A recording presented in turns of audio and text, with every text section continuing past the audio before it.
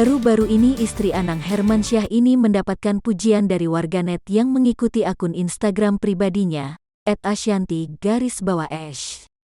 Asyanti belum lama ini mengunggah foto dirinya ke feed Instagram pribadinya, Jumat tanggal 23 April tahun 2021.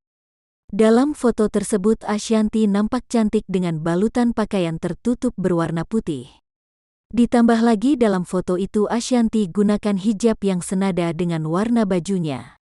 Dalam foto itu Asyanti membubuhkan sebuah caption kata bijak.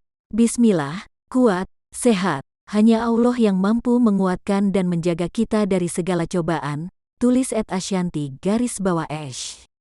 Unggahan yang telah disukai lebih dari 159.000 kali ini mendapatkan banyak komentar dari warganet. Banyak yang memuji foto Ibunda Arsy ini yang terlihat anggun dan cantik menggunakan hijab.